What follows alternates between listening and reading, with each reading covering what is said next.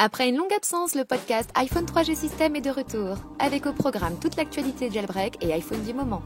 N'oubliez pas que vous pouvez vous abonner au podcast via iTunes. Mais entrons maintenant dans le vif du sujet. La version de iPhoneDroid sous Windows est enfin disponible. Il s'agit d'un programme qui vous permet d'installer Android sur iPhone 2G et 3G en quelques clics. Rappelons que iPhoneDroid ne fonctionne qu'avec des iPhones jailbreakés avec Redsn. Pod2G a publié une photo sur Twitter qui montre le jailbreak d'un iPhone 4 sous iOS 4.1 avec Green Poison. L'exploit découvert par Pod2G est de type untethered et fonctionnera sur tous les appareils et tout firmwares. Le fait que le jailbreak fonctionne sur un iPhone 4 sous iOS 4.1 est très rassurant. Il faut savoir que PostFixNinja est lui aussi en possession d'une faille qui exploite l'iBoot de l'appareil. Cependant, l'avantage du jailbreak de Pod2G est qu'il est matériel et que par conséquent, Apple ne pourra pas contrer le jailbreak avec une mise à jour de l'iOS.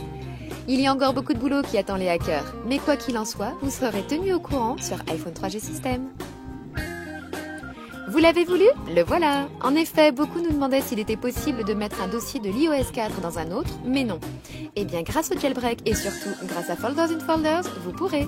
Nous vous tiendrons au courant quant à la sortie du soft, et bien sûr, une version craquée vous sera proposée sur notre repository. Le tweak sera compatible tout appareil en iOS 4. Windows Live Messenger passe en version 1.1.1 et apporte la compatibilité avec l'iOS 4. Le célèbre client de messagerie de Microsoft a investi l'App Store et a eu un franc succès. En effet, il faut avouer que l'application est très bien réalisée. Au programme de cette nouvelle version, support multitâche sur l'iOS 4, Facebook Chat, possibilité de filtrer votre liste de contacts, option pour cacher les contacts en mode hors connexion, amélioration de la performance globale et support de 31 langues. Si vous ne connaissez pas le jeu Epic Citadel, alors il faut absolument le tester le plus vite possible. Les développeurs de cet extraordinaire jeu vont fournir un kit de développement afin que les développeurs puissent avoir accès au moteur graphique et ainsi accéder au top du graphisme 3D sur iPhone et iPad. Excellente nouvelle donc! Dans le kit, les développeurs pourront avoir accès au code source de Sword Project, disponible gratuitement sur l'App Store, et qui en fait est Epic Citadel. Imaginez les jeux que l'on pourra posséder sur nos iPhones et iPad une fois le kit de développement fourni. Comme annoncé lors de la keynote du 1er septembre, l'iOS 4.2 est là, disponible pour iPhone, iPod et iPad. Cet iOS 4.2 est également disponible pour iPad et lui offre la gestion des dossiers et du multitâche.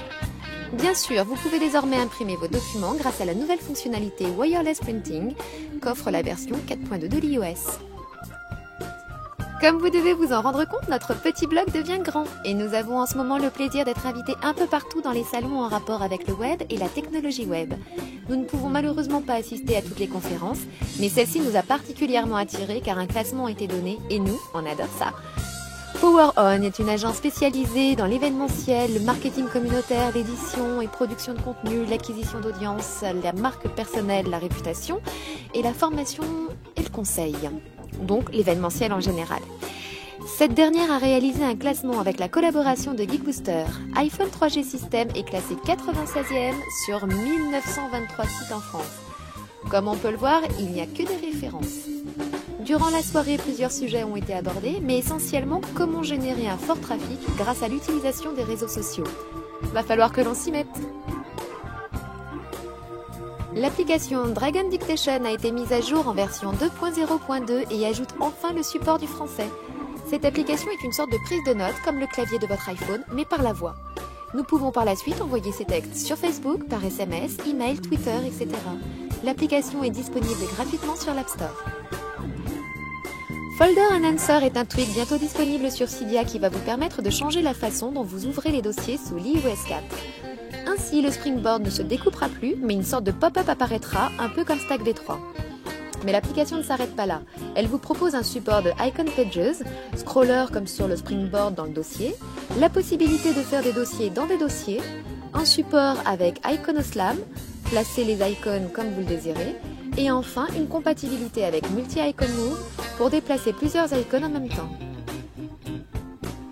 Les développeurs de chez iModZone travaillent actuellement sur une application appelée iPagode. Avant de se lancer dans la description de l'application, il est important de comprendre ce qui suit. Lorsque, en tant que développeur, vous achetez une licence de développement iPhone, Apple donne la possibilité de faire tester à des bêta-testeurs votre application. Ce programme s'appelle le mode ad hoc. Celui-ci a uniquement besoin de trouver l'UDIT de l'iPhone enregistré dans la base du compte développeur. iPagode sera donc distribué en mode ad hoc et sera en mesure d'installer des applications au format .app ou .ipa non signées par Apple. Donc ce qui est assez incroyable, c'est que les applications pourront être installées sur iPhone non jailbreak sous iOS 4.x. Rappelons que toutes les applications que vous trouvez sur Cydia ont été développées avec le même kit de développement que les applications que vous trouvez sur l'App Store. Simplement, les applications qui se trouvent sur Cydia ont été rejetées par Apple. Cette méthode a été confirmée par CHPound sur IRC et iHSnow affirme avoir déjà pensé à cette solution. Selon CHPound, Apple a laissé une faille énorme qui permet de créer certains fichiers système qui permettent la méthode utilisée par iPagode. Les hackers, quant à eux, pensent que la faille a été laissée délibérément par Apple, ou alors il s'agissait d'une porte laissée ouverte pour que les développeurs puissent tester facilement les applications de l'iOS, comme eMovies, iBook, etc. L'équipe iPhone 3G System vous remercie d'avoir suivi ce podcast et n'oubliez pas, iPhone 3G System rocks!